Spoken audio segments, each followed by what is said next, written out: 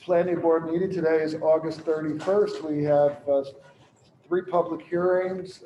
Why don't we begin with the Pledge of Allegiance? Jerry O'Neill. Please rise. I pledge allegiance to the flag of the United States of America and to the republic for which it stands, one nation, under God, indivisible, with liberty and justice for all.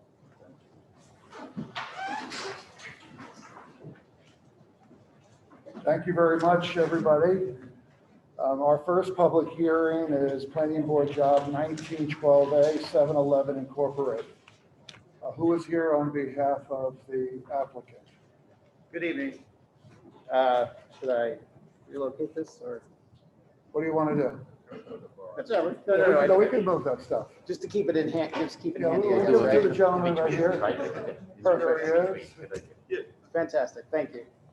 Hi there. Greg Alvarez from Amato Law Group. Okay, hold on for a second. I've got to read this statement into the record. The planning board shall have the right to rely on any information that is presented by the applicant. If any such information is later found to be inaccurate or incorrect, the planning board may determine that any approvals, building permits, or other actions previously granted in connection with the application are null and void. You understand that, of course. I understand, yeah.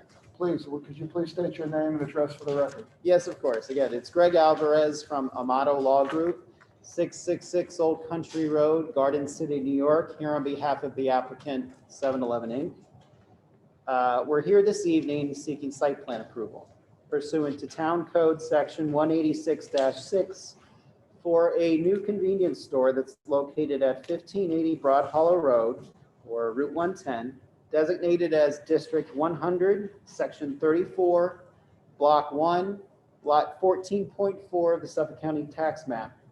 And if we are successful here this evening and we do receive a favorable approval from this board, we would then also need to proceed to the Town Zoning Board of Appeals for special exception approval for a retail use in the industrial G zone, which is where this property is located, and a bulk variance for signage, which I'll mention briefly as to what that entails. Just to give you some quick overview of the history of 7-Eleven's involvement. Back on March 28th of 2019, this application was originally filed with the Department of Planning and Development. From that time forward, we've been working with the Planning Division on refining the site plan to reach the stage and what it looks like in current form today. During most of 2019, that process did move along and proceeded at a good pace. We were assigned a public hearing before this board on December 9th of 2019. However, on the eve of that meeting, the New York State DOT had provided comments regarding the application, and it involved the access from and to Route 110. They wanted to consider some alternative access arrangements. So in that spirit, we did hold that hearing and asked for an adjournment. And during the intervening time, we've been working with DOT and then again with planning to further refine the site plan based on the DOT's direction regarding the turning in and out of the site on Route 110, which is now depicted on the screen in front of us. So once those issues were resolved, we were able to reschedule. We were originally scheduled for 2 weeks ago, but as that meeting was adjourned, we've been forwarded to tonight. So just to give you a little brief history or a brief summary of the property itself, it contains approximately 34,700 square feet, approximately, I guess, 3/4 of an acre or so. Right now, there's an existing 3,924 square foot building on the property, and it used to be used as the Spartan Diner. It's actually been vacant for quite some time, since approximately March 2014. Since that time, the landlord has been seeking an alternative occupant, and that brings us here tonight.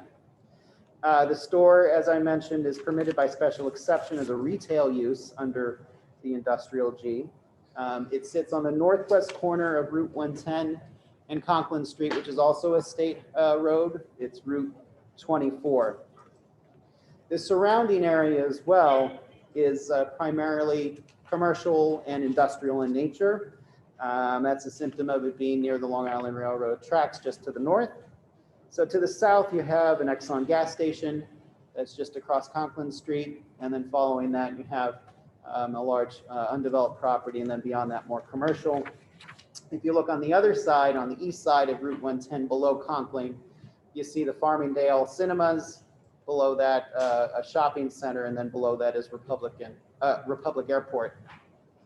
If you look immediately to the east across Route 110, there are some properties over there that are used for commercial vehicle parking, for various outdoor storage operations, that sort of thing, right along the tracks.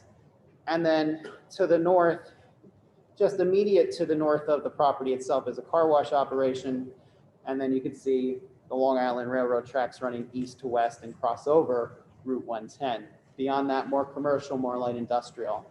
And then finally to the west, adjacent, you do see the parking, the property that's used primarily for commercial vehicle parking. There are a couple of those uses, as you see down to the west, and there's some other light industrial and some other assorted uses, including a bowling alley and soccer academy as you go a little further west. So very commercial, very industrial in this particular area. Now the proposed construction itself, as depicted on the site plan above, I believe it's a major upgrade to what currently is out there today. Not only are we going to replace the building that's out there with the building that's shown on the site plan, we're also going to be doing some substantial work in terms of creating a new parking area and also substantial landscaping. The parking will be compliant, as will most, just about everything under this proposal. As I mentioned, we're only seeking that one variance. So parking, we need 17 spaces, but we're proposing 22. And 5 of those spaces, if you look on the westerly part of the property as proposed, 5 of those spaces are going to be extended so that it can accommodate landscapers and other patrons who come with larger trucks, so that they can be accommodated on the site. In addition, to accommodate truck traffic, including deliveries, there are 2 loading areas that are proposed. One right there to the right of the building, that's right in front of the trash enclosure. That's one loading area. And then opposite, if you just go to the south and it runs along the Conklin Street frontage, there is a loading area right there that can park parallel for truck traffic as well. As I mentioned, there is substantial landscaping across the site plan. It will comprise approximately 30.9% of the property. And then signage, so there'll be one freestanding sign that'll be on the north end of the property. And then 3 wall signs are proposed currently as well, which will sit on each of the facades as you face out of this sort of differently shaped building. And it's designed this way to sort of take advantage of the shape of the property.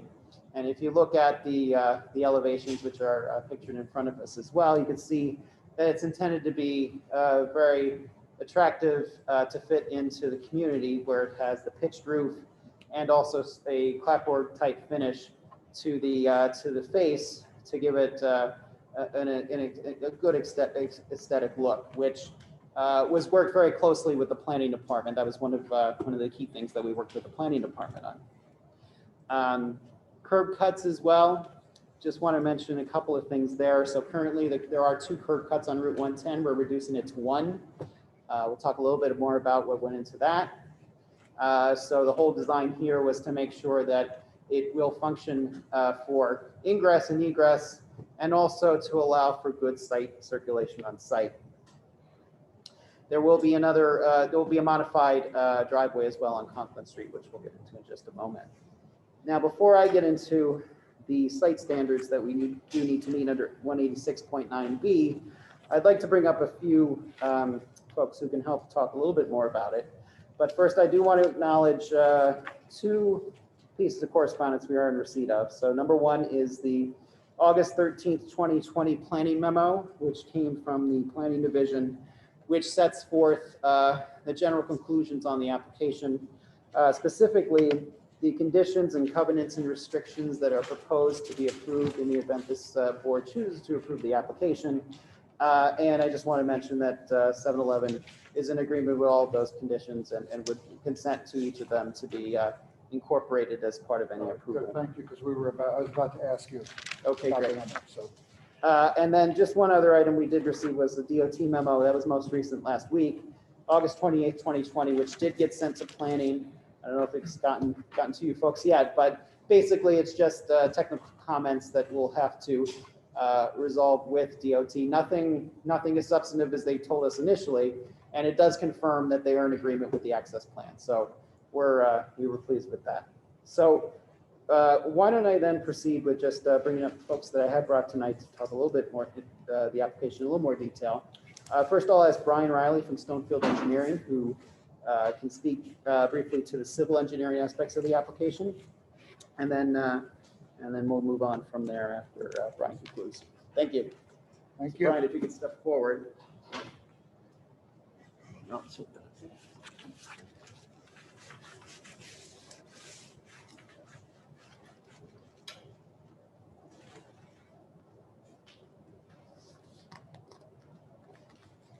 Do we have this on our, it looks like Yeah, I wasn't sure if you had all these on there. media. So we did bring handouts for all of the exhibits that he does have, so I'm not sure if you have all of them. I don't know. I'm just checking with Matthew. Here. Oh, we don't have that, okay. If you want to share some handouts, fine, if not, Okay. we do listen carefully. We have enough for everybody there. So it has this, it has the- yeah, they're stapled together. They're stapled. Okay, thank you. So what we have there is a collection of the exhibits that Mr. Riley is going to go through. Thank you very much. All right, while we're handing this out, could you state your name and address for the record, please? Sure. Brian Riley, R-I-L-E-Y, Stonefield Engineering and Design, 584 Broadway, Suite 310, New York, New York. And you are an engineer, Yes, civil engineer. civil engineer. Could you raise your right hand? Do you swear to tell the truth, the whole truth, nothing but the truth? I do. Please proceed. All right. Good evening. Thanks for having us. My name is Brian Riley with Stonefield Engineering and Design. I'm a civil engineer. Office at 584 Broadway, Suite 310, New York, New York. This application before you, as Greg has already mentioned, is located at the northwest corner of Broad Hollow Road, Route 110, and Conklin Street in East Farmingdale. This is the site of the former Spartan Diner, which closed its doors to business in 2014 and has remained a vacant site ever since that point.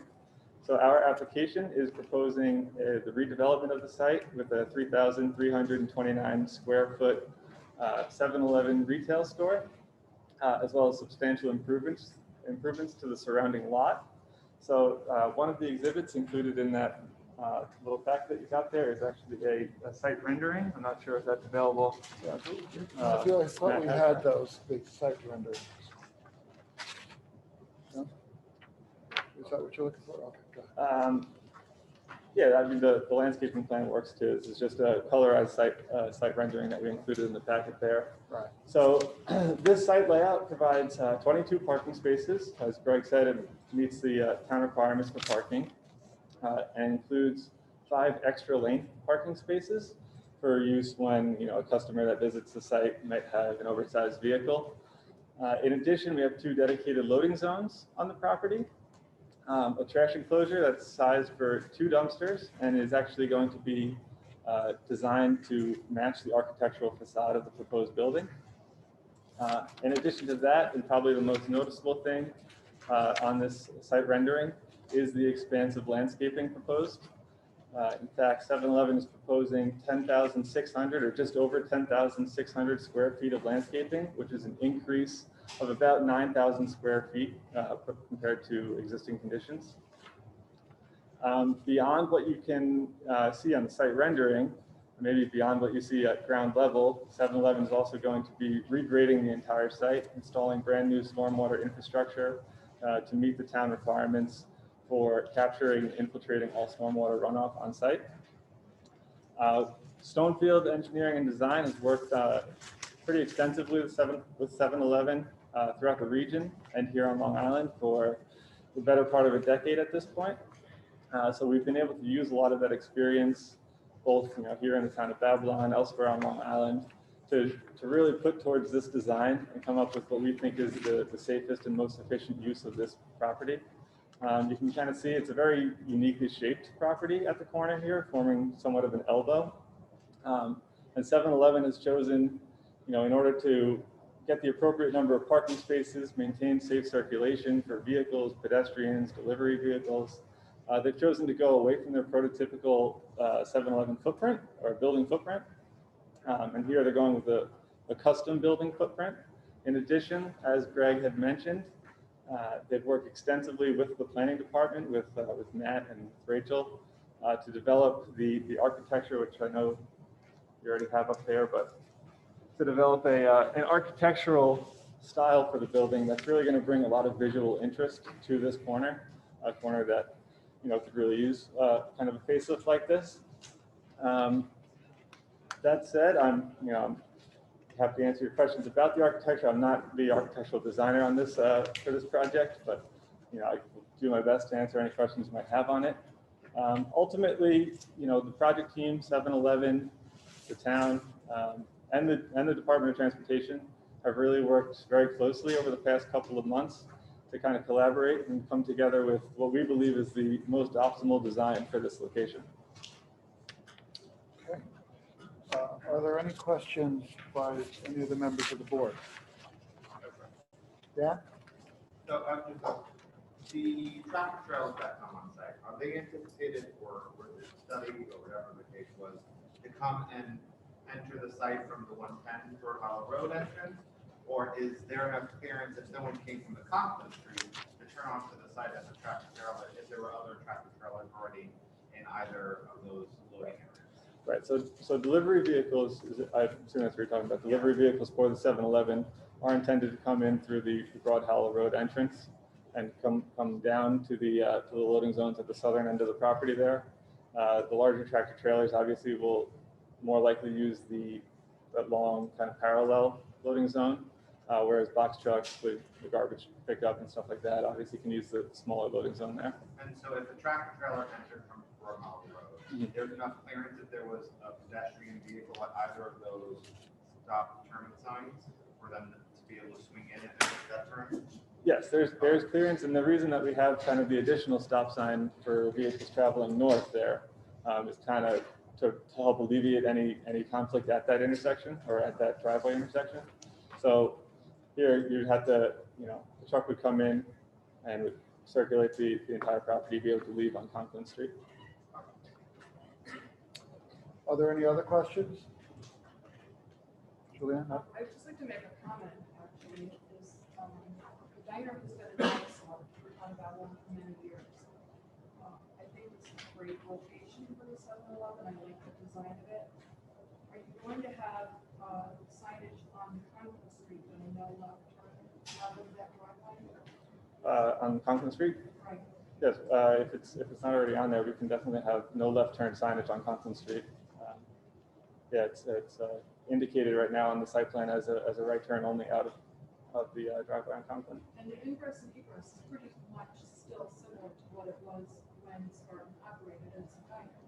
So you still have large trucks and all of that, and it's not changing the footprint as much for that. Well, we've consolidated the ingress and egress a little bit, as you can see on the aerial there.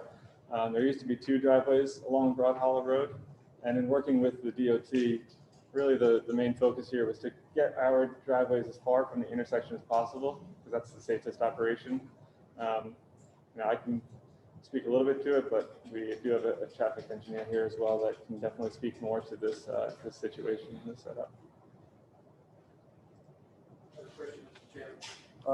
Yes, This Council. is for Speaker or for Mr. Alvarez. Can you tell us what discussions have taken place with the airport or the FAA in regard to their jurisdiction Sure, yeah, part of one of the initial review letters from the planning department actually included the FAA, and we reached out and we obtained the letter of no hazard from the FAA. So that is, I believe, part of the file. We submitted that with our application. I don't remember at what point, but when that was submitted. But I could follow up with it and get it back over. Okay, thank you. Dr. B reached the. Sure, yeah, absolutely. Any other questions? Nope. Okay, thank you. Thank you. Thank you.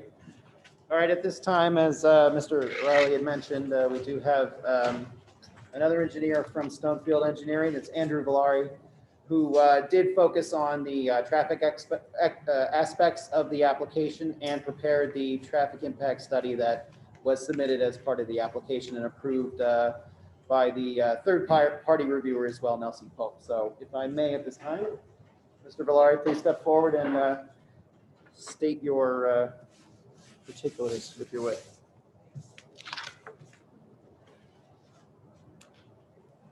Good evening. Sir, please state your name and address for the record. My name is Andrew Valeri from Stonefield Engineering and Design, located at 584 Broadway, Suite 310, New York, New York. Okay, do you swear to tell the truth, the whole truth, nothing but the truth? I do. Could you tell us a little bit about yourself, your credentials? Sure. I am a licensed professional engineer in the state of New York. I have provided expert testimony in the field of traffic and transportation engineering in front of this board, as well as the zoning board in Babylon, and as well as other land use boards on Long Island previously. Please proceed. Thank you. So my office prepared a report that's dated March 19th, 2020. I have extra copies if anybody needs a copy of it. What the report speaks to is the traffic impact of the project. I do have copies if some of you want them. No, you're okay. All right, so what's proposed, I'm going to pull this exhibit down just for a second. What's proposed as part of this application is, like you've heard twice now, a redevelopment of a blighted corner of an intersection with two major roads. You have Route 110, it's a major north-south thoroughfare, and you have Conklin Street, same as New York State 24, major east-west thoroughfare. What comes with this redevelopment is a site plan that has what I'll call all the bells and whistles that you want when you have a 7-Eleven application. This is a much larger site than you see for a typical or like a legacy 7-Eleven that you may be accustomed to. It's quite large in comparison to other 7-Eleven properties. And what that allows us to do is provide these extra components of the site plan. And you've heard it from Mr. Riley. We've got 2 loading zones, and some 7-Elevens that you may be accustomed to have 0 loading zones. This is a great selling point. I think we've all been to a 7-Eleven where there's a vehicle that's a little bit oversized and somehow they squeeze themselves into a regular parking space, or they get creative and make their own parking space. On this project, you have a specific area on the property where those vehicles can go to, and they're going to have plenty of extra room to fit there. And specifically where this project is, because it is a very site-specific application, you have 2 roadways that carry a lot of vehicles on a daily basis. You have almost 70,000 vehicles going through this intersection on a daily basis. However, what's important to keep in mind with this application is the access that we're proposing. We have 1 right-in, right-out driveway on Route 110 and 1 right-in, right-out driveway on Conklin Street. Both of those driveways are under the jurisdiction of the New York State DOT. We have been coordinating with them for a long time now. We sought their buy-in. We did, as Mr. Alvarez mentioned, receive a review letter from them last Friday, the 28th of August. So when you see a project like this with the access that we have proposed, you have to think about, is this use a good use for the property? With the access, specifically on Broad Hollow Road, you have right turns in and right turns out. So that means everybody that has to enter coming southbound and everyone that leaves has to continue southbound. Same idea with Conklin Street. There's no median on Conklin Street, but we are proposing a pork chop island in the driveway that would channelize traffic going out. You can only enter going westbound and you can only leave going westbound. Convenience stores are specifically located at intersections that carry a large volume of traffic. and it's convenient for people to get there. And you may go to a convenience store on your way to something else. You know, you may be heading to work, you see a 7-Eleven, you stop by, grab a cup of coffee and a newspaper, and you keep going. You'd already be going through that intersection. Maybe you're coming southbound through this intersection today. With the benefit of 7-Eleven here, you have a net increase in traffic that isn't very high. Most of the traffic is what's called pass-by traffic. You're passing through the intersection, you see this attraction, you turn in, you get what you need, and you turn out, and you keep going the same direction. Whether or not the 7-Eleven's here, you're not an extra vehicle that's at the intersection. So there's studies that are conducted throughout the industry that say that almost 80% of 7-Eleven and convenience store traffic is pass-by, meaning that's not new.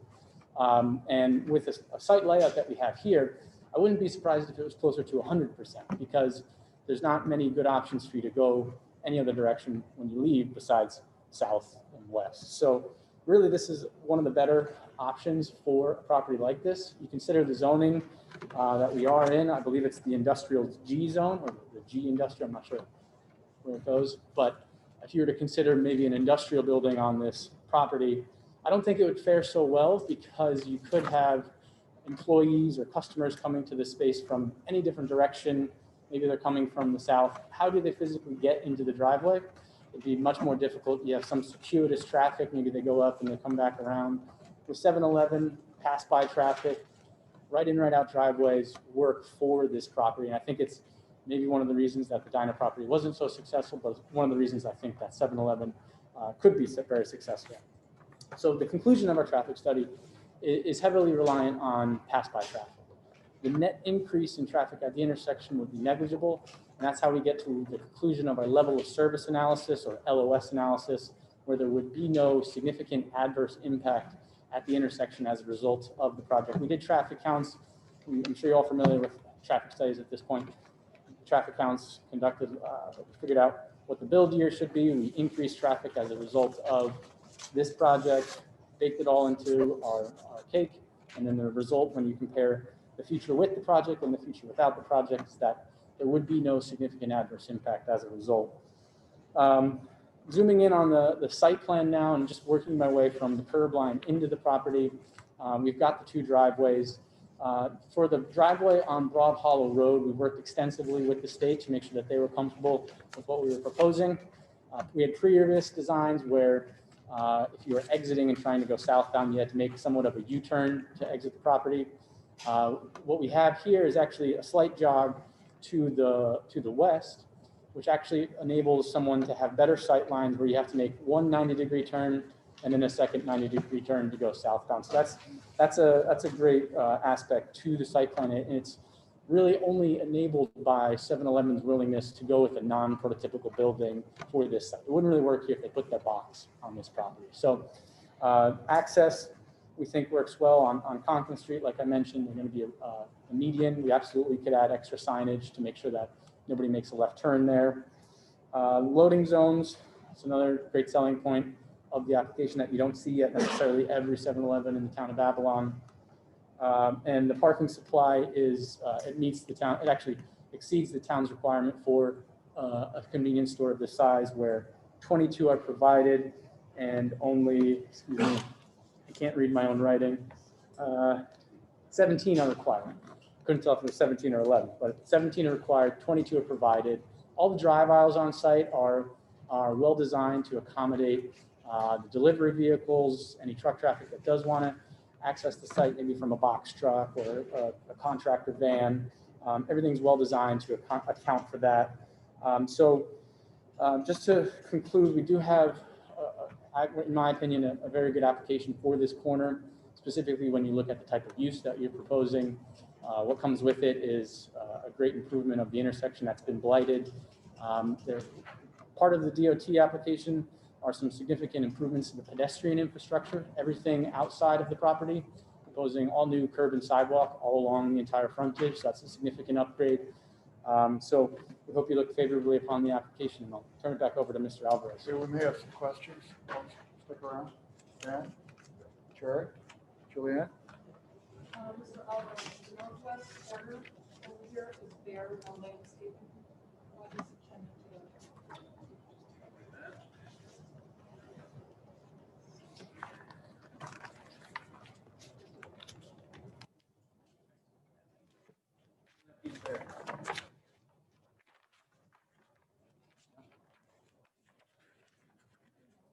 Please, let me bring Mr. Riley up. I think he can speak to this. Yeah, sorry. Question is the kind of fair area in that corner there. Yeah. So that's fair of landscaping. Primarily, one of the good reasons to have an area like that would be snow removal.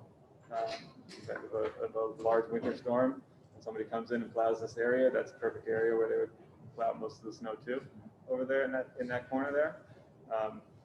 That obviously if you're plowing snow into that area, you don't want landscaping. It's not going to be a great thing for that I think landscaping. you would want to have at least one layer of trees because of the high soil climate. Okay, yeah, we can absolutely continue the. Not to do the double layer of landscaping. Right. Everything else, which looks really nice. But to me, it's a beautiful design when you have that empty corner looking at the high soil. Sure, absolutely. Yeah, we can continue the row of like the evergreen shrubs along the fence line. We can continue that at least along the back and leave the bare area kind of just right by the corner. Yeah, we'd be happy to submit that as a condition of approval. So further landscaping consistent with planning's recommendations. Any other questions, Julia? No? Dan? Jerry? I think I know the answer, but I'm gonna ask it anyway. The parking stalls that are right up against the building, on the light gray on the light plan. Yes. The rest is dark. Right. The difference is? Concrete versus asphalt. Yeah, That's where we would drop the oil in their car. the spaces up front are concrete, which is going to have a little bit of a longer life as well for more use because those are the more popular parking spaces, of course. And then the rest of the lot itself is going to be standard asphalt blacktop. All right. Could you come back, Trevor? I'm looking at Conklin Street and the entrance and the exit. I mean, the entrance I get. How confident are you that this design will prevent people from, instead of turning west as they're supposed to, hop over that mountable island so that they can make a left and head east back onto Route 110? To answer your question, I'm very confident for two reasons. So the curb island in the middle, it is sized in accordance with state standards for access restrictions like that. And another reason why I feel so confident about that is when you have an intersection along Route 110 and you're the minor approach where you have to wait from the side street to make a left turn to go up Broad Hollow, that light's red for a significant amount of time. Nothing crazy, but you end up waiting and a queue forms.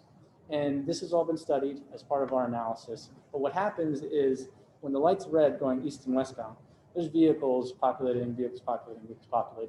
And very, very commonly, there's going to be a serious queue length heading eastbound where even if you wanted to make that quick left, there's going to be many vehicles that block your path. So that's why I feel like that access is properly designed for right in, right out, everyone that's going to go westbound. You know, one of the other concerns that has come up with other 7-Eleven applications is not having sufficient room to load and unload, to unload, material product that's coming in. That's been a problem on Route 110. I'm sorry, not Route 110, Wellwood Avenue, which is just to the east. Mm-hmm. Part of it is a concern of a proposal that came before us here. It's still pending over there on Albany Avenue. So is this the direction that 7-Eleven is planning on going to? A little larger store with more property? Or is this just unique to this? Because one of the concerns that we hear from residents frequently is, the crowding, especially if there is trucks unloading. And in the case of the one on Wellwood Avenue, stopping traffic and really preventing cars, trucks or whatever is going by from going by. So relating to deliveries on this site is a much larger site. I'm not sure off the top of my head how many total square feet or acreage No, it's the clearly Wellwood much Avenue larger, site is. yeah. Sorry? No, it is much larger, no This, doubt. this site's much larger, where I know that Wellwood Avenue site's got some interesting access where you can only enter from certain directions, and leave certain directions. Maybe there's, I don't know if there's a loading zone there, but on this property, you have two exclusive loading zones that are well designed for the types of vehicles that would frequent 7-Eleven for deliveries. You've got one that's right in front of the loading or the trash enclosure. That's properly designed for a box truck, and then the odds and ends in terms of the infrequent tractor trailer deliveries, they have plenty of space in the loading zone that's parallel with Conklin Street. So it's not exactly comparing apples to apples with this site and the Wellwood site, just because this one's so much larger. You have so much more room to play with. Yes, Dan? So going back to my earlier question about access for tractor trailers, if a tractor trailer was to pull along the loading zone for Conklin Street, would they have enough radius to turn out on and go westbound on Conklin, or how would that vehicle get off property if they came in from 110? So your question is, if a tractor trailer is located closest to Conklin, how can they make that 90-degree left turn and then keep going westbound? It's a very good point. I don't think that they necessarily would be able to make the turn through the driveway from that position. There would be a backup maneuver that would be involved to get them up the drive aisle and then give them more room to make the turn like you see on the exhibit on the screen. But there is the ability for that traffic. Absolutely, yes. All right, perfect. Michael? If I missed this before, then I apologize, but with the tractor trailers going in the north direction and then making that swerve turn onto Route 110, you did examine the potentiality for problems there with the traffic light being up ahead and what have you? You say north? Well, you know, when you're going out north and then south down, you know, that swirl. Right, so when a passenger vehicle is trying to leave the driveway and a No, tractor- when the tractor trailers are leaving, will they be leaving that exit? No, the tractor trailers will be leaving westbound on Conklin. Strictly, okay, I'm Yeah. sorry, then I missed that, I apologize. So in this item on the screen, it shows if a tractor trailer enters going southbound on Broad Hollow onto the actual site, if there was a car at that one turn aisle, they would actually have to back up. Unlike what was previously told to us by the other guy, the tractor trailer would actually be coming into oncoming lane and causing the pedestrian vehicle to have to move. It's possible, but what you have to keep in mind is the frequency of tractor trailers and the frequency of deliveries. So 7-Eleven, we do have a representative from the operations team, so maybe you want to hear from them. But my understanding, and working on a number of 7-Elevens, it's about 1 to 2 tractor trailers per week that do deliveries for the site. So the scenario that you're explaining, is it possible? Yes. Is it likely to occur frequently? No, just because there's so few tractor trailers that do have to access the site. And if a box truck was due, how would that affect the actual turn radius? Like the same maneuver that you see on the Yeah. screen. It would be a similar maneuver, but much less vehicle envelope is what we call it. So it's the tractor trailer is really the worst case scenario, and the box truck would operate similarly, but a lot better on paper. Thank you. Any other questions, Julia? This would be a 24-hour. Yes, it will be a 24 hour. Thank you. Thank you. Thank you.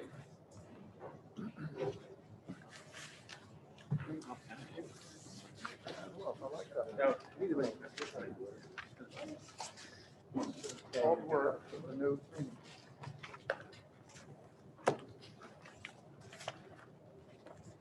All right, so hearing from both of our engineering experts covers a lot of the site plan standards that we need to meet under 186-9B. Just to review them real briefly. Subsection 1 talks about vehicular and pedestrian access ways, entrance and exits.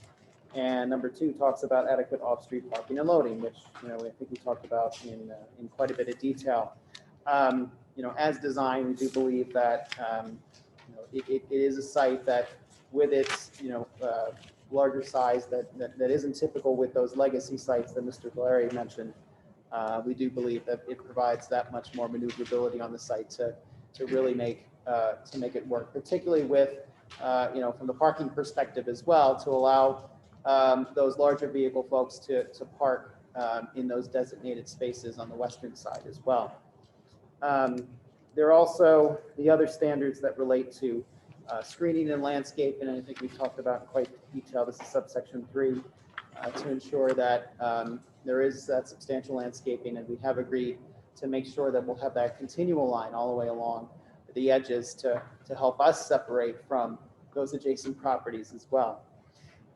The subsection 4 talks about existing trees and the retaining of those, which I don't think came up during the conversation thus far, but there actually are 3 street trees along Conklin Street. One of them will be preserved because it's in a spot where it can be preserved. The other 2, unfortunately, cannot be preserved in light of the driveway that's going to be remodified along Conklin, and then closer to the intersection to allow for more pedestrian access. So in the interest of those things, the trees will have to be removed. But as we said, we hope that the landscaping that is proposed will certainly make up more than its share than it might be lost from those trees. Number 5 talks about plazas and paved areas to make sure that they're attractive. This was another point that we worked closely with planning on, especially the entranceway, to make sure that it is an attractive entrance and that it has the appropriate landscaping there and paving to make it a very nice, attractive entrance for all patrons who come to the store. Number 6 talks about outdoor lighting. As we've established in our lighting plan, everything has been designed so that the poles and the shielding will ensure that it's all kept on site. We actually have some on-building decorative features that have also been included as part of the architectural plan as well. Number 7 relates to building facades, so that I think it also relates to the architecture. Number 8 is the drainage system to make sure it's adequate, and Mr. Riley did touch on that, to confirm that we all will be consistent with town requirements and to ensure that all surface runoff will remain on the property. Number 9 relates to water and sewer systems, which we will hook up to existing facilities. Number 10 relates to master plan and consistency with zoning. Here we are a special permit, so it is contemplated that in this zone, it is presumptively permitted as long as we meet the criteria. And obviously we would have to present that to the ZBA, but we believe through all of these same site plan issues that we spoke about tonight, that we think that we will be able to meet those standards as well. Number 11 talks about refuse containment and disposal facilities that will be taken care of with the trash enclosure on the western side there, where everything will be contained inside that enclosure. Number 12 talks about the general health and safety and welfare. 13 about making sure that the site plan will be in harmony with the area. Well, as we talked about, the nature of the surrounding area and the fact that this is a site that has been vacant for a long time, we do think that the improvements that would be made to this property through this project will certainly be a benefit to the community and will provide a service to those people who will be passing by. So with that, I think we can conclude. I do though have I do have the representative from 7-Eleven It's here. not necessary. Okay. Do any of the board members feel we have any more now? Okay, well, I appreciate it. But I just like to introduce him because he did take his time to come out, so Oh, that's I thank him okay. for You that. can only mess it up. Take yes for an answer. Okay, well, thank you very much. Thank you, Mr. Mamon. for So coming thank out. you for coming, and we look forward to this beautiful addition to our town. We appreciate it You've very done a much. very good job. And Thank you. hopefully this will set the bar for future 7-Eleven.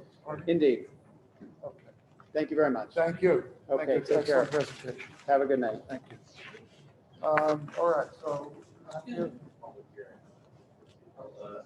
Yes, okay, Oh, we have, yes. question. We have any additional, there are members of the public that would like to address the board regarding this application, please. Thank you.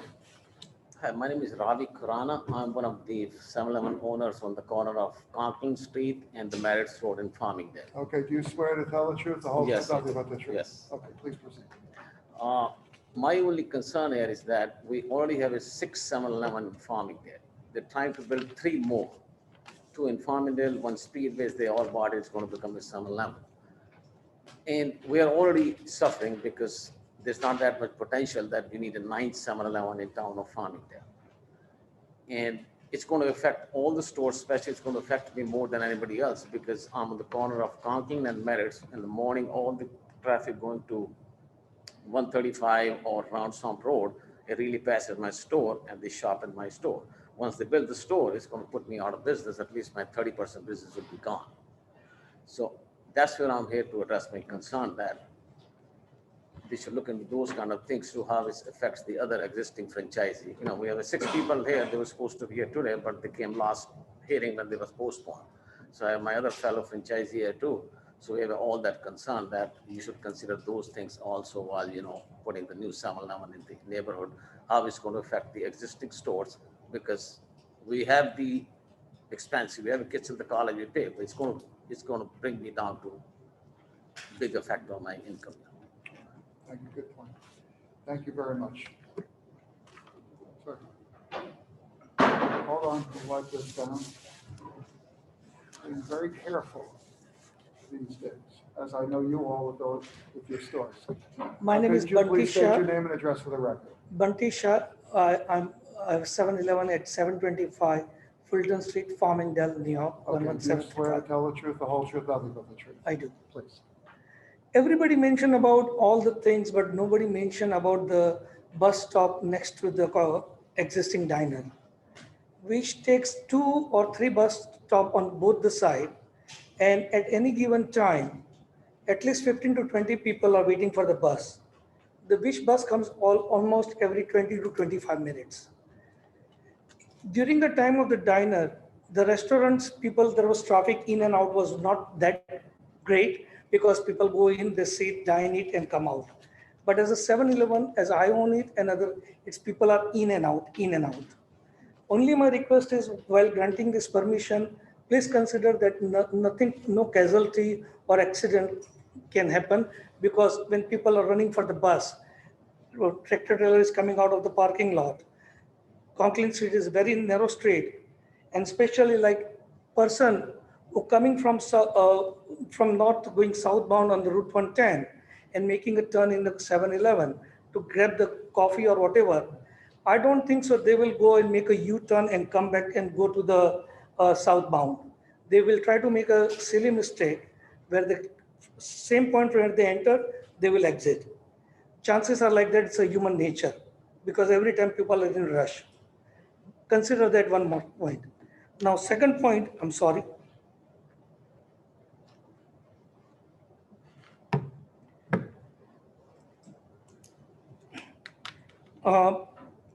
It definitely, as my colleague member mentioned, it definitely going to impact on our livelihood too.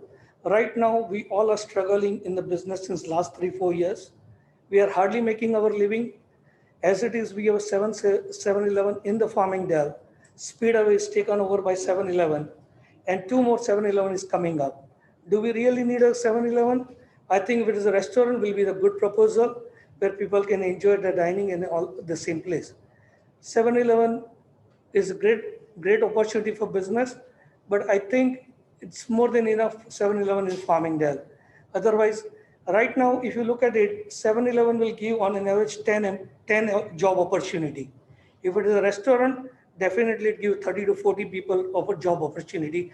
During this time of pandemic, we need that kind of business where people can get more job and more opportunity. Please do consider. Thank you. Thank you very much, Michael. I'd just like to know if the traffic study took that bus stop into account. Okay, why don't we hold that? Is there any other member of the public? We'll hold that for the attorney. No, it's okay. If there's anybody else that would like to address the board, we'll ask the applicant's attorney that question and any others that may have been brought up. Could you, is there anybody else who would like to address the board? All right, could the council come back regarding the traffic and the bus stop or the traffic engineer?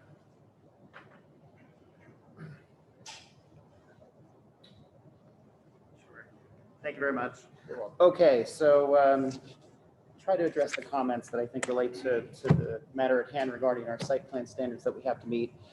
First off, about the bus stop, I do want to mention that as part of the conditions of approval that we agreed to, if this board were to act favorably on the application, we have agreed, 7-Eleven has, to a contribution to help create infrastructure improvements for that bus stop out there, because yes, admittedly, there's not much out there right now. And I think that will aid some of the concerns in terms of making sure that those folks who are waiting for the bus stop or getting off the bus will be better accommodated for as part, in the future, once the 7-Eleven is constructed. It will include, we don't know exactly what NICE is going to ask for in terms of the actual improvements, but 7-Eleven has committed to aid in those infrastructure improvements. Hold on for 1 second. Matthew, where is the bus stop in relation to the photo we have here with the diner? I see the It's a broken little down hard to fences. tell. Yeah, well, we'll find it. Because there's not much out there today. That's true. What happened to the Wahlburger? So you can see the folks sitting right there, actually. Okay. It's sort of a, it is. It's actually not in front of the 7-Eleven property. Oh, okay, that's the bus stop. All right. Yeah. Yeah, So- look, a lot of people rely on the bus, obviously. Sure. It's a very busy area, and people need it to employ. Was that a picture with the bus? Yeah. Okay, there's the bus. Where's the bus? It's the bus. I don't know if you can see where the, They merge. Oh, okay. All right, there it is, yes. It's coming eastbound, looks like. Okay. yeah, it travels in both directions. And so that stop that's closest to the 7-Eleven is just to the west. And so the folks who will congregate will actually be on the neighboring property. And so the intention is to aid in that, since 7-Eleven recognizes that, some of the folks who will be waiting there will frequent the store, that they're going to assist with improvements to make that a little better than just having a block place to sit, which, clearly is not sufficient. Michael, does that satisfy your question? Well, Regarding the bus stop? I just want to know if the traffic study had taken that into account. Sure, I'll have Mr. Valeri step forward.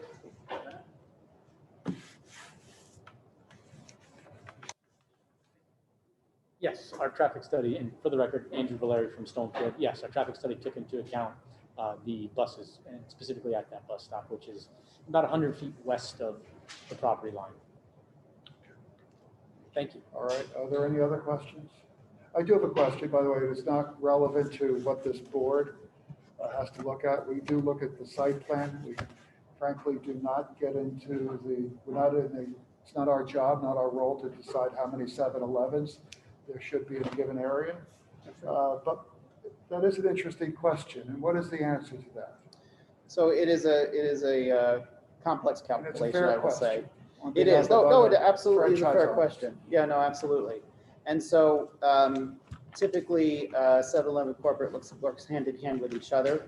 You have the folks who are looking for new sites that might be useful to add to the existing store network. And then you have the folks who also make sure that the needs of existing franchisees are also looked after. We have representatives here actually representing both of those pieces. I think for suggestion for tonight would be for us to have the opportunity to speak with the speakers this evening. It's first, I've heard of it. I don't know if it's first, we've heard of it, but I think that would give us the best opportunity to discuss those concerns. No, you're right. That is a matter between 7-Eleven and the franchise owners, but it is a very fair question. No, absolutely. Frankly, we have Yeah. similar questions that come up about Starbucks on Gibbon Sure. Street and all that. So this is, Yeah, and, but it's not our job. It's not the town's job to decide how many Starbucks there are. They're either going to rise and be successful or fail. right. And, like I said, it's a very complex, consideration of a lot of factors, right? However, I think, in the end, it is a comprehensive approach to make sure that both those interests are looked after. Certainly, there are always concerns that may be voiced because, new stores do come along, in any sort of situation like this. Other companies face the same thing. However, I think in this regard, certainly the intention here was It's serving a particular traffic flow, as we talked about a lot of traffic tonight.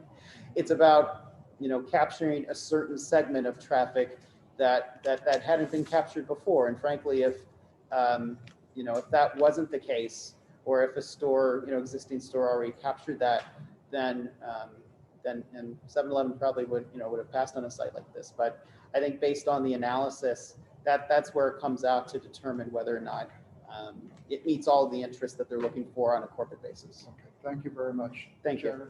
Just a question along that line. Sure. Are all of these stores owned by franchisees or either corporate? It depends. I would say the overwhelming majority are franchises, but there are a few on Long Island that are owned. I'm looking actually direction of the market manager. More in Western Selby, kind of corporate owned, and then the Eastern Selby, there's another 6 there, West of me, there's another 6 as well. Okay, so it's For corporate franchisee. this would be a franchisee for an existing franchisee of other stores. Thank you. Of course. Thank you. Okay. Matt.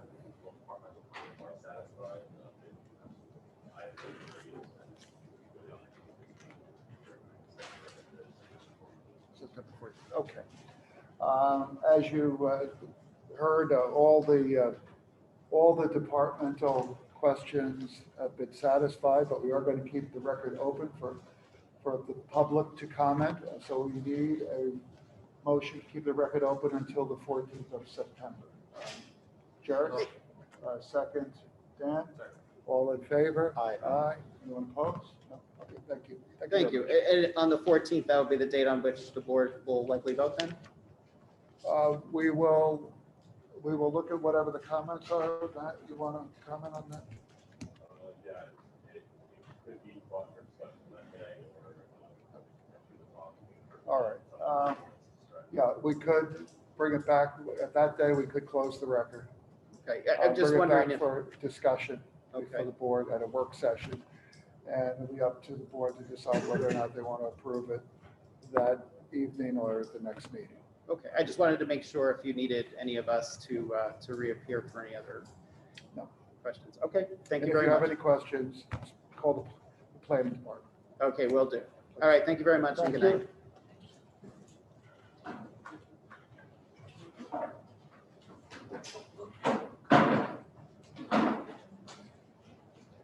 Thank you, everyone. All right, the next public hearing is for site plan review for bar and restaurant. Job 1741 AF Multi-Brands Copeg Real Estate. Chairman, we have to give an opportunity for these people to leave and then just pull in able to be waiting outside for multi-brand. They're all letting people in. What application that is. All right, okay, we could,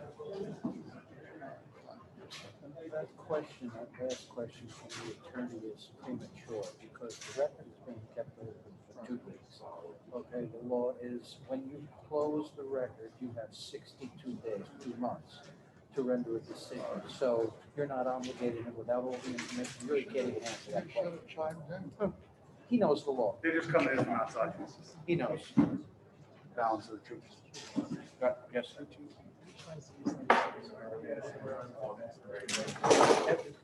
Evidently, the non-competition or your competition that protection.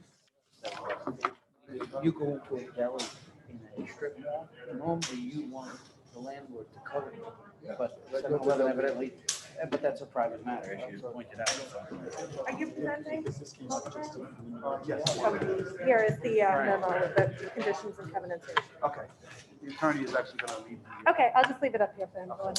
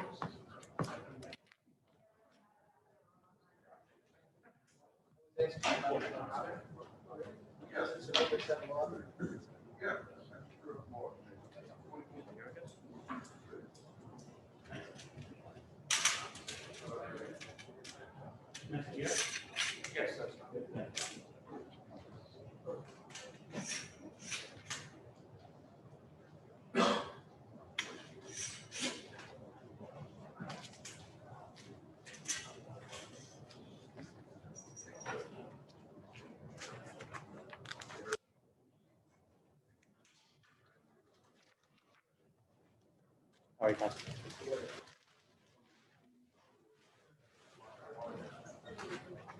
Excuse me, these handouts? Yes. Give it to you now? Sure. Yeah, I know. Sure.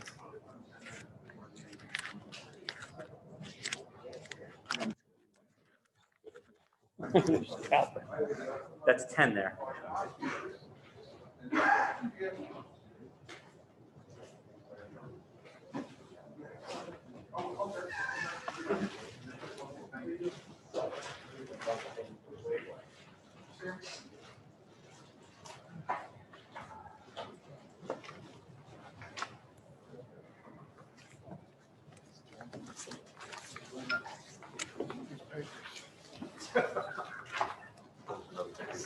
Seriously.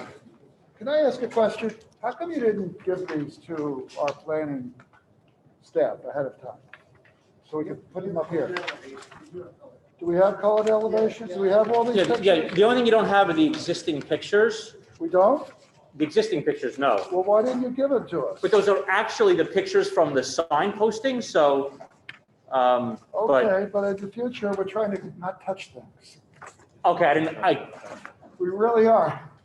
it's my old We have school, nobody filling out cards, if you've noticed. it's my old school way of doing things. I'm You're a old paper school, guy. Bram. I'm Come old on. school. It's okay, we won't take offense. No, you're right, you're right. No, it's okay, All right, we're ready to go. Okay. Who is here on behalf of the applicant? Bram Weber, Weber Law Group, Thank you. Please proceed. yes.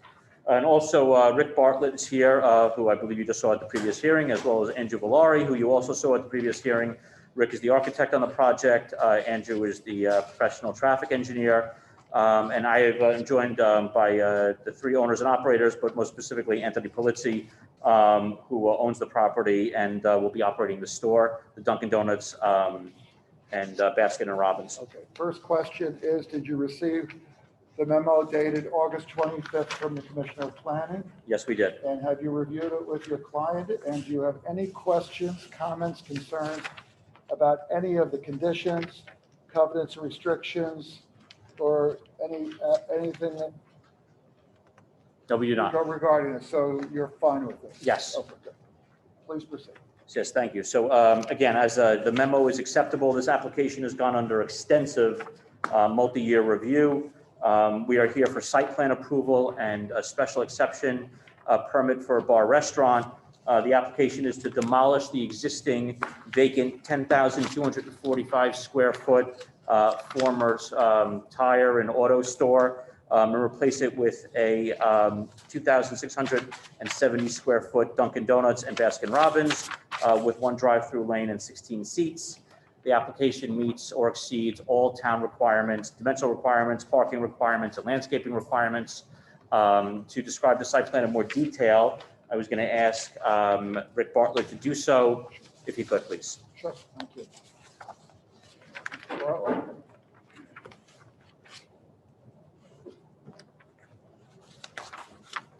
okay, could you please, so that he finishes wiping the podium there, could you please state your name and address? Yes, Rick For Bartlett, the record? Rick Bartlett, architect, 190 Motor Parkway, Suite 201, Hop Hog, New York. Okay, please proceed. The site plan you see before you tonight is the site plan that has come as a result of working very closely with the planning department, back and forth with different building footprints. Originally, we had a smaller building with a basement. We shelved that idea and went with a larger single-story building without a basement that you see before you here today. We were still able to accommodate it on site, still provide adequate parking, and also provide the required stacking for the drive-through lane. Most recently, we were asked to increase the buffer area in the rear or to the north of the property. As you see here, that was in consideration of the residential use that is immediately north of the property itself. It should be noted that the closest portion of that residential building to the subject property is actually a garage structure. So it is not the actual living quarters of the building itself. So we have been working closely with them with regard to the layout. Some of the things that you'll see is the 4 northerly-most parking spaces that are located on the east side of the building, both sides. On that side, yes, and also to the other side, are designated as employee parking spaces only. This is to alleviate the potential, if there should be an additional car in the stack, we would be able to accommodate them without inconveniencing any of the patrons that are visiting the restaurant. Additionally, we did provide for a full-size refuse area for both trash and recycling. The latest round of comments, the only remaining comment that we have left is a drainage comment that we're resolving with engineering. The balance of the comments on the site have been addressed, and we believe that the proposed use, is an excellent use for the location, given the parameters of the area, replacing a much denser use with a much smaller building. And furthermore, as Mr. Weber had stated, we do meet all the requirements for setback, parking, FAR, landscaping, so there are no variances needed for the proposed structure. If there are any questions, I'd be happy to answer. Do any of the board members have any questions? Julianne? Less than maybe 2 blocks west of this application is another Dunkin' Donuts. This is replacing that store. That's my question. So that one's going to be moving. This is new. You're not going to be in direct competition. Okay, good question. Gary? Question. The east and west side of the building look like Lawrenceville entrances. The yellow and the gray, architecturally and elevation. This is a new image that Dunkin' Donuts has come out with recently. It's called their next gen image. Those aren't actually garage doors. It bumps out from the building. It's not recessed. It actually extends out from the building about 6 inches. It is a similar material to the surrounding material in that it's a fiber cement siding with, I'm sorry? It serves as an accent to the building and a place to locate the sign feature. Sign feature. It's a design feature, and there's also signage that's placed on those locales. Another pet peeve with commercial properties that would like residential property. I don't care if they garage, but they have to look at the back of that building. It's dark and gray, has no definition to it, blackness to it. It doesn't. Is this true to color? Yes, it's a charcoal gray. Initially, we had a charcoal gray brick veneer for that elevation, and the planning department felt to soften it more toward the residential side, it would be better to use the plank siding. So that's what we arrived at today.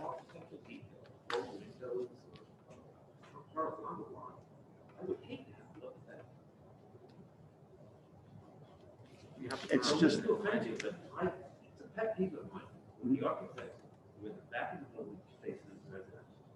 That's horrible. Well, again, it's conforming to, Consider doing something else. we could consider something. I'd have to run it past the corporation to get approval, but that's basically the design. You know, the other thing that we did in order to screen it to the residents to the north is the landscaping that's placed along that property line is placed on a 2-foot berm. So the landscaping will start out probably a minimum of 8 foot above grade. The customer's going to queue, driving around the back of the building. That's what they're looking I understand that. I'm just, it's what the corporation has come up with as their design standard. Okay, so we'll look at the back of that building. And we'll take that as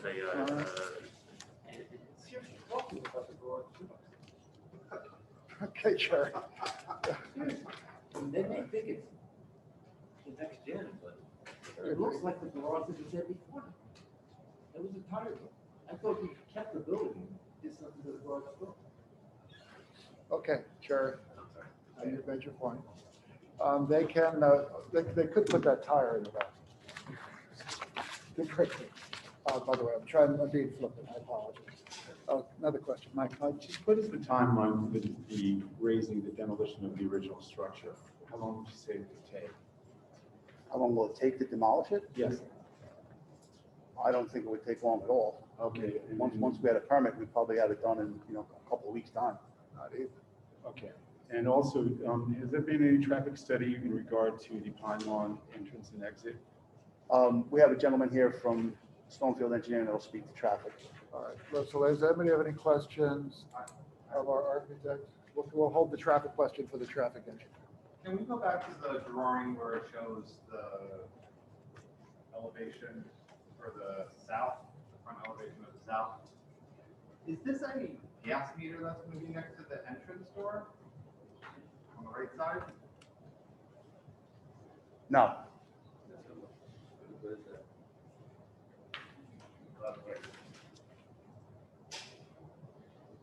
The bottom right corner, the far right corner, is a gas meter, but that's quite a ways back. Can you tell me how far back from the entrance door it's going to be? And if there's some way to hide that, I don't think that would be appropriate to have an entrance door that's going to be exposed to pedestrians walking in and out. We can cover that. Okay. Thank you. We can cover that. Okay. Council, you want to state that for the There record? is one area in front of it we can plant. Oh, that's okay. Thank you. Mr. Chairman, you like the traffic expert now? Does anybody else have any questions of the architect? No? Okay. Yes. I just want to point out to the board too, it's right here. You get to see the gas line? I see. It's the best in the world. It's the gas line. But they're going to take care of planting something in front of it. We'll put something in front of you. Yeah. And is it a requirement to have some type of ballards or something, just in case a car happens to? yes, there will be bollards in front of it as well. Thank you. Okay, traffic study. Hold on.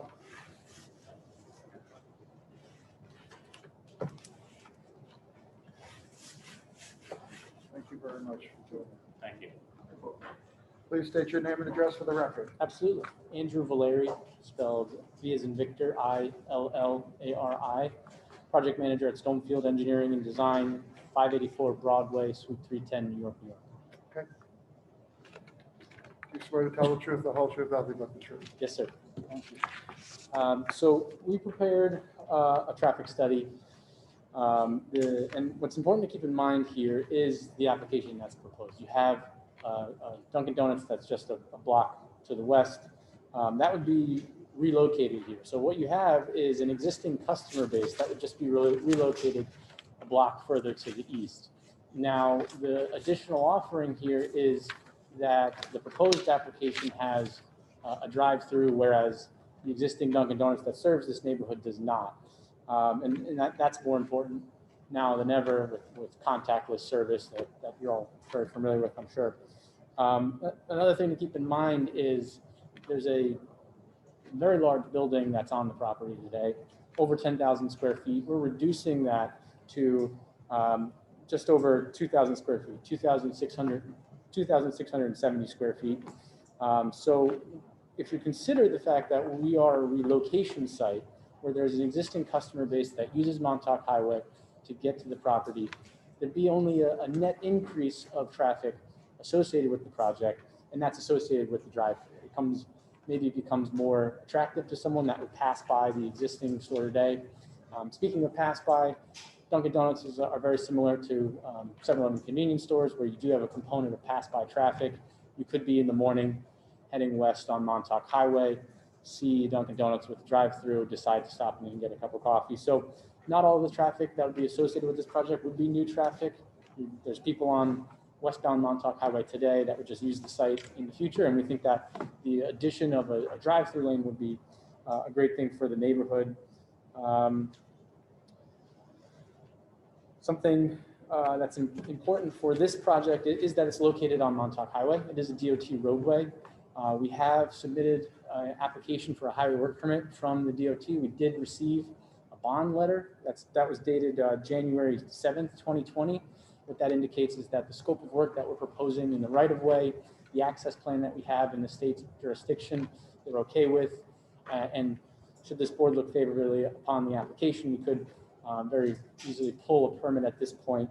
Really the conclusion of the study that we conducted was based on the net increment of traffic that would be associated with the project. And since there's an existing customer base here, very familiar with the traffic patterns of the roadway, we would not find a significant adverse impact. Specifically on Pine Lawn Avenue. Pine Lawn Avenue, it doesn't connect too much further to the north. There is residential uses. I think it only extends for a block or so to the north. Would any traffic leave Dunkin' Donuts out the back side and head north? I highly doubt it unless they live there. There's no reason to really cut up that street. Really what Pine Lawn Avenue would function as in the future is just an extension of the application, of the driveway. And again, if you are a motorist that goes through the drive-through, you're very likely going to use the driveway on Montauk Highway. You wouldn't recirculate the property to go back. We did look at vehicle analysis for maneuverability's sake, and we found that everything works okay. It's all been designed with industry standards. There's sufficient parking provided on the property. So I think it's been well designed.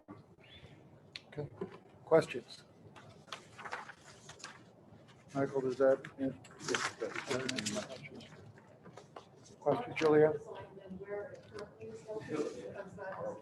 Yeah, that South Great Neck intersection is, yeah. Thank you. Okay, thank you. Thank you. I can do it myself too. I'm good at cleaning. Okay. We don't want you touching anything until he cleans it up. Thank you. I spoke to the property owner, and they're willing to plant landscaping that will cover the back of the building. They have grass there that they can do it. They can plant, which I think is even better than doing some design on the back of the building. I think planting to screen that back facade is probably better. If that's an agreement with the board, we'll agree to do that. Okay, thank you. Yep. He asked that question of every applicant, so don't take it personally. That adjoins, that abuts a residential property. Well, we can handle it here. All right, thank you. Anything else you'd like to say? No, thank you. Okay. Matt, we have anybody from the public that would like to address the board regarding this application? No? Okay. Thank you. Matt?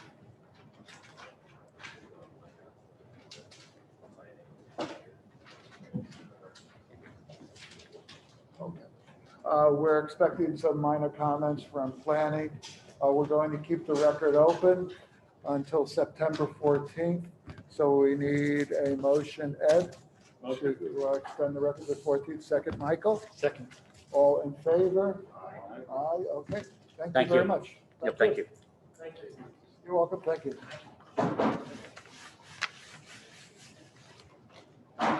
Stay well, everybody. You too.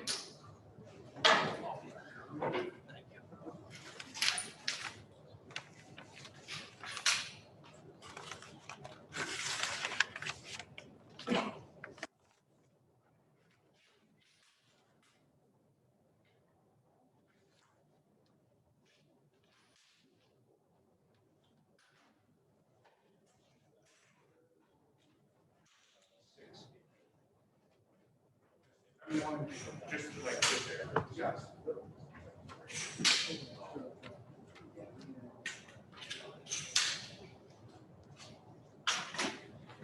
You guys prefer this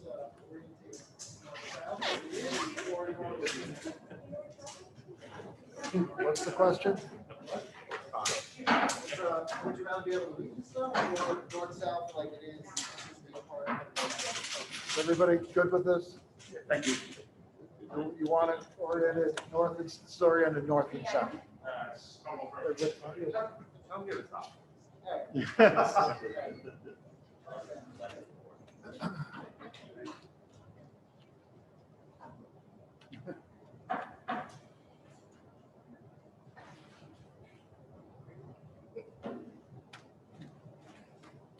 Man, you could have won these guys in one year. No, they'll learn when they're on. You do, huh? You did? I didn't know. Good.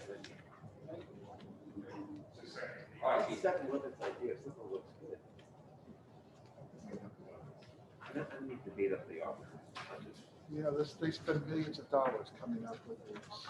I agree. They want it to look like, what's that place? That's the new, the northern model with the garage door look and all I that. still don't like TV banks. They look like mid-century modern. I wouldn't want to work there because somebody could just walk in there and there's no security. It'd be like, I would just say, the drawers over there. Take as much as you need. Take as much as you need. Anyway. We are live streaming. But it is an improvement over there. What's that? Colpick is going through a renaissance. All right, sure.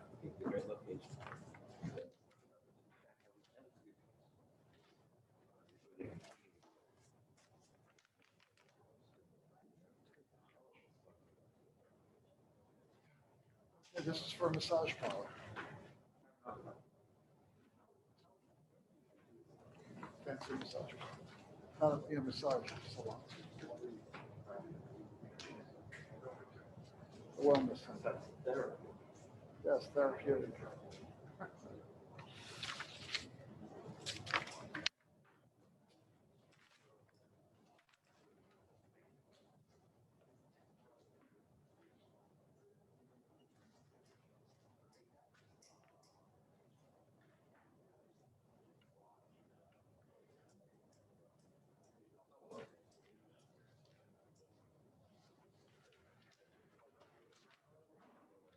Brian, where's the mention here in the elevation? Oh, here it is. Okay. Oh, that's pretty area.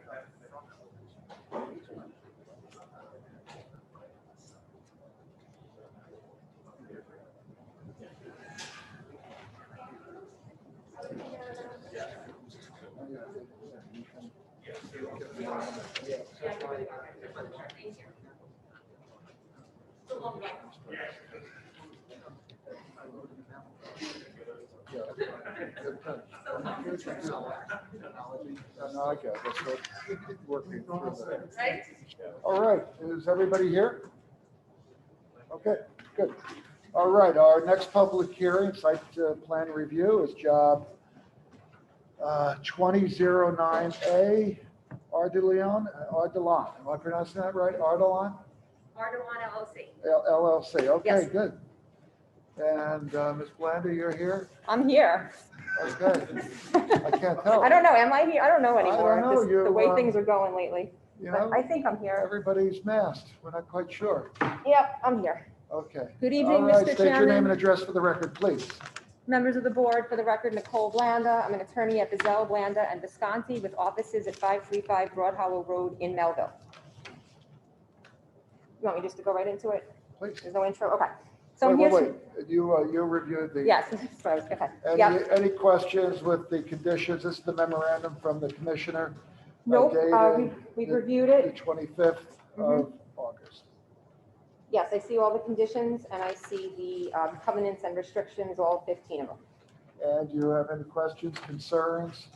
No, we do not. So your applicant, My client and applicant your owner is right client here. applicant supports this. Mhm. Yes. They're fine. Okay, good. Thank you. Okay, so Artelon LLC is the owner and applicant here tonight. Ruth Pierre is the principal and she's the owner of the business and the property as well.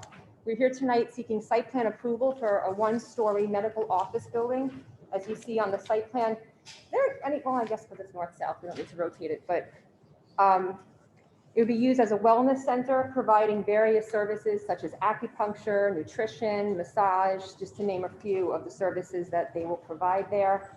They help a lot of patients with lupus, MS, cancer, people who need pain relief.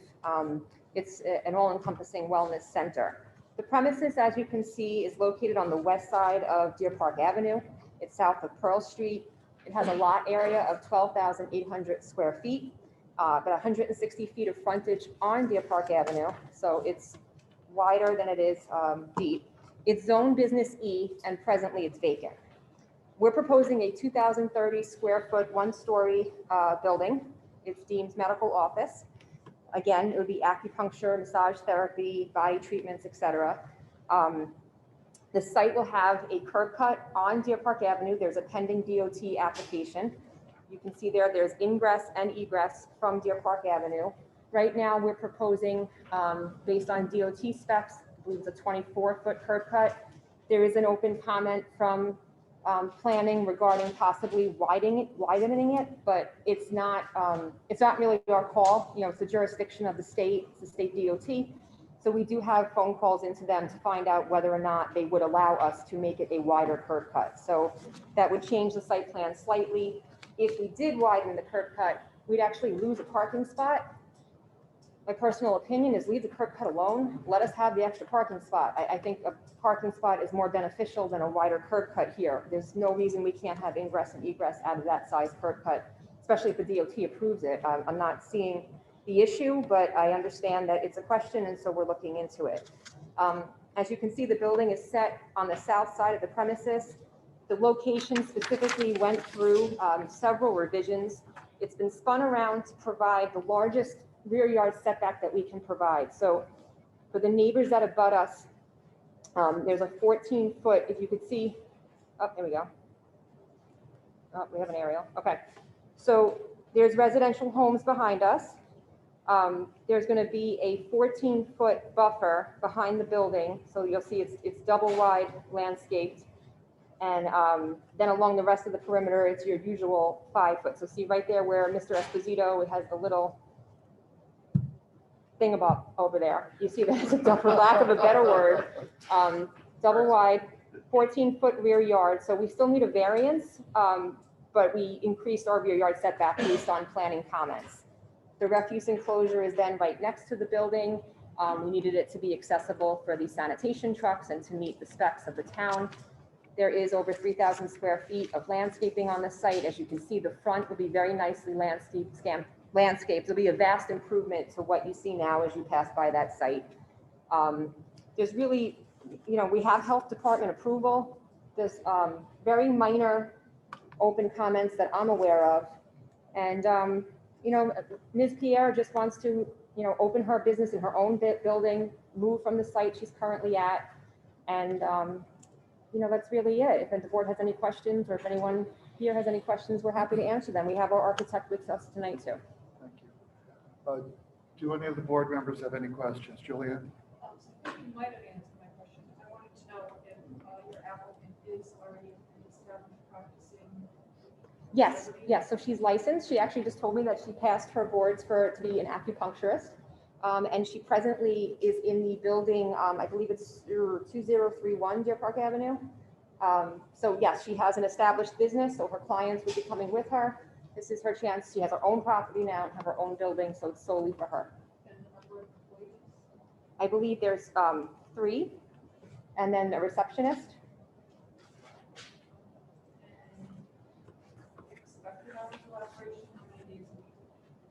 So Monday to Friday, between 7:30 and 1, and then there's a break, and then between 2 and 7.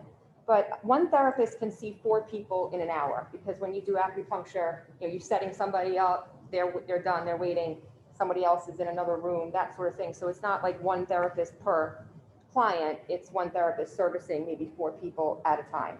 And then Saturday and Sundays as well, they would be there from 8 to 2. Actually, Saturday, it looks like 8 to 2, and then Sunday, 8 to 11.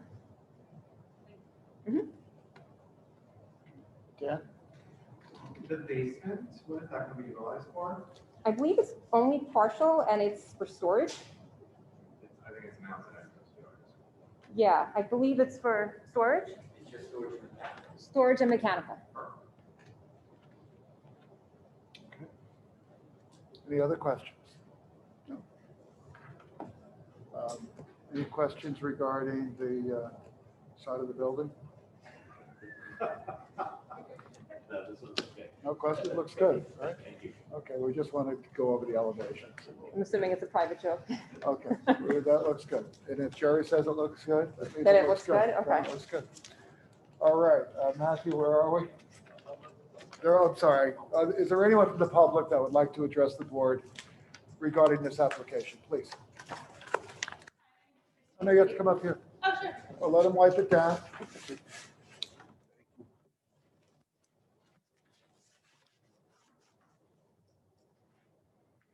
Hi, my name is Christine Pitty. I actually live on the property directly behind this lot.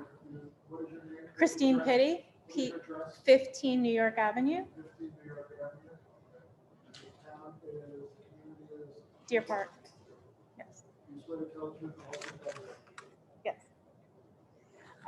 My questions are mostly concerning the construction. I'm curious when they're expecting to break ground, how long the project might be projected to go on for.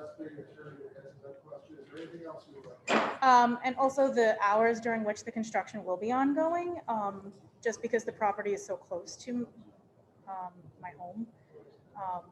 The mostly the scope of it, and when we can basically expect there to be construction teams back there, dumpster locations, things of that nature, and also what they're going to be doing about all the trees on the property line, if everything's going to be removed or.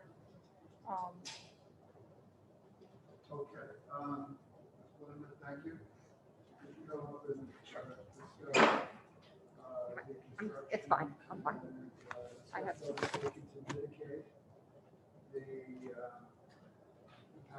So I think there were, I'll just kind of unpack the questions there. As far as when construction would begin, it depends on when we get all of our approvals. We still have to go to zoning board for the 2 variances that I had mentioned. We do have our application filed. So we're hoping to maybe have a hearing by the end of September. So by the time you get all of that, maybe we're breaking ground. If we had a winter like last year, it's possible we could be constructing maybe end of October, beginning of November. It would probably take about 4 to 6 months to construct.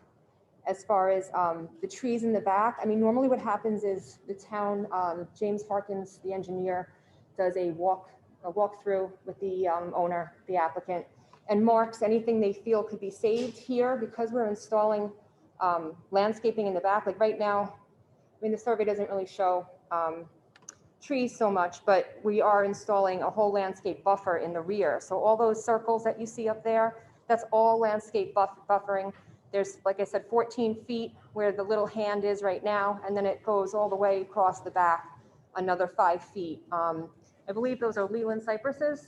They're a mix. A mix of like arborvitaes. Yep. And Leland cypresses, which grow very tall. They usually grow a couple of feet per year, I think 1 to 2 feet per year. So that's the landscaping that would be in the back. And as far as construction and hours of construction, I believe there's a condition on the approval, and the town only lets you construct between 7 and 8 p.m. on weekdays and 9 a.m. and 4 p.m. on Saturdays. So we're guided and limited by the town regulations and the conditions on the approval should we get it. Was that all the questions? Yeah, so given that I know families live on the backside and some of them might have children. Right. Will the plantings on the backside, will they be elevated at all to begin with, and any narrows for the first set that's right up against the property line, or will they be just on the ground without any? Are you asking if there's a retaining wall There's a fence. Are you, so Yeah. you're asking if there's a berm? Yeah. I don't believe it's a berm. I believe it's gonna be a 6-foot high fence, which is the normal, Town of Babylon, black vinyl coated chain link fabric fence. And then after that is the landscape buffer. And so to the southeast, there's going to be 2 rows of trees. Yes, so right behind the building, there'll be 2 rows. They're staggered in planting, but they're not gonna be staggered in height. So it'll just be a denser buffer. Was there any communication with the surrounding neighbors about this? I don't believe so. I don't believe so. I wasn't involved in any, right. Are there any other questions? No? Okay. Anyone else from the public that would like to address the board?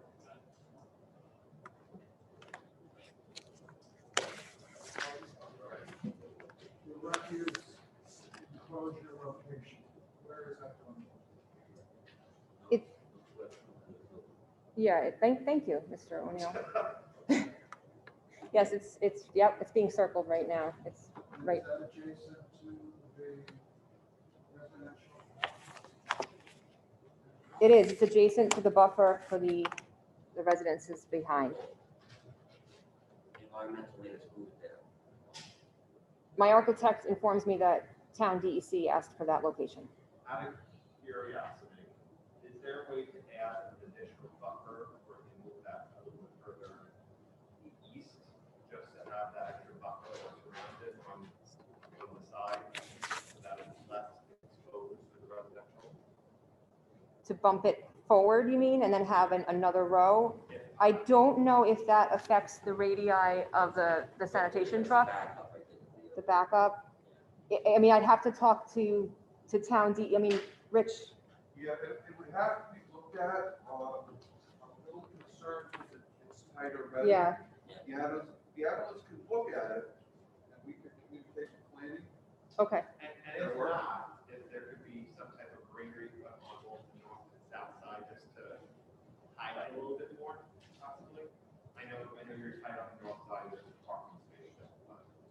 Yeah, on the north side, I'd really be reluctant to lose another spot for some bushes. Okay. Okay. We'll look at that, yeah. Yeah, I mean, it's your usual enclosed, yeah. Okay, we'll look at that.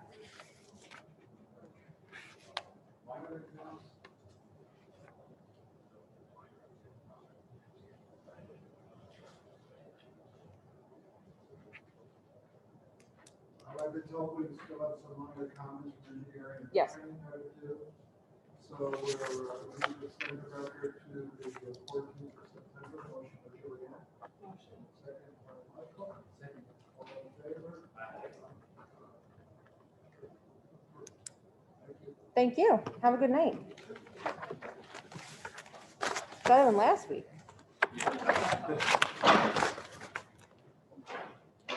I'm just gonna use the record.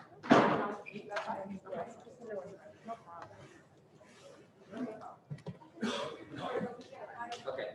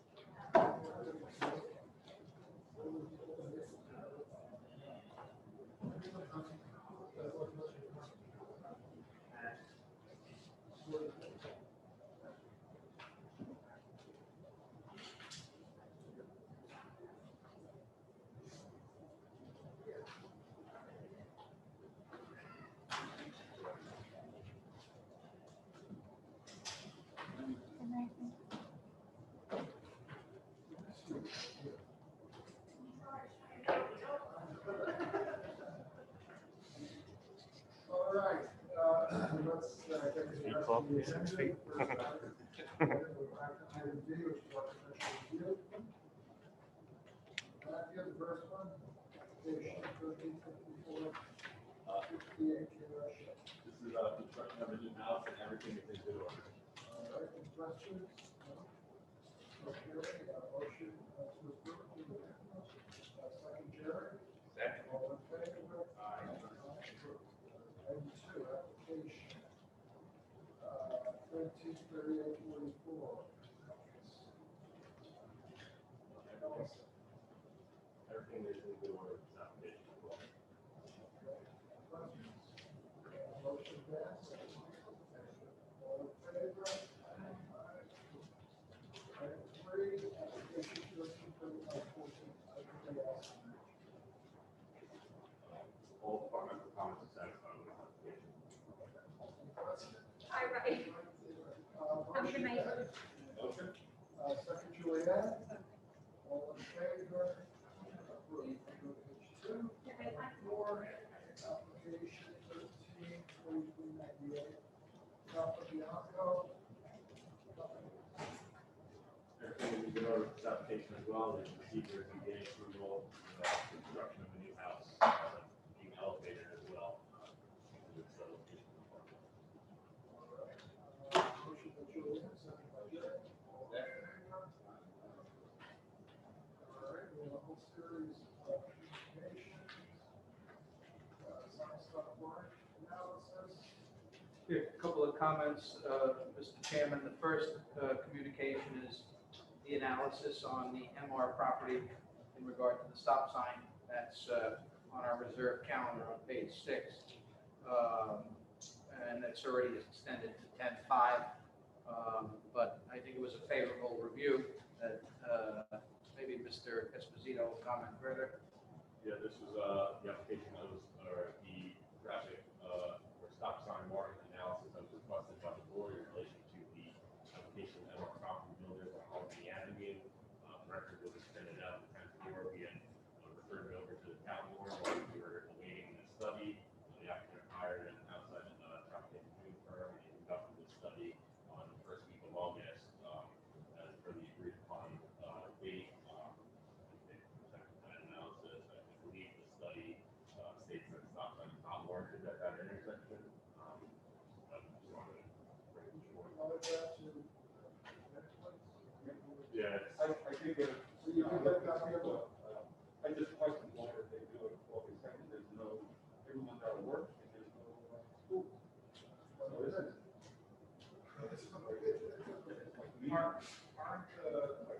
Are they count, when they do the warranty, I know they do the with that factor into the. So how would they always say that the warranty, the traffic study is not just based on actual, but it would also look at from a paper view and anticipated volume? Is that taken into account that was done during time that was done? I believe so. I mean, that was the kind of agreed upon data. That was conversations we've had with traffic engineering firms as well, that we believe that August would represent a more, a better, a more realistic look of traffic than what was previously done. I mean, obviously, it's difficult to predict with COVID and everything that's going on, the circumstances to do the study. You know, it wasn't anticipated that the record would have been extended so far.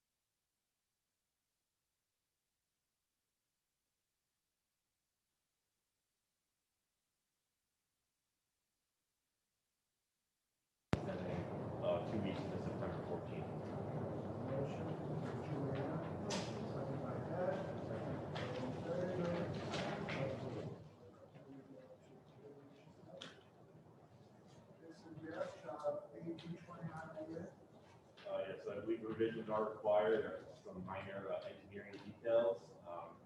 We recommend extending the record to September 21st.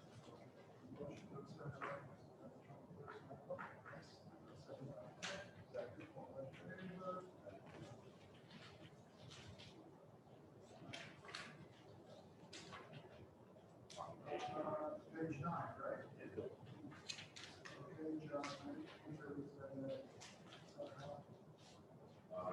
Same situation here, revisions are required for minor engineering detail that needs to be addressed in the plans. We recommend extending the record to September 21st.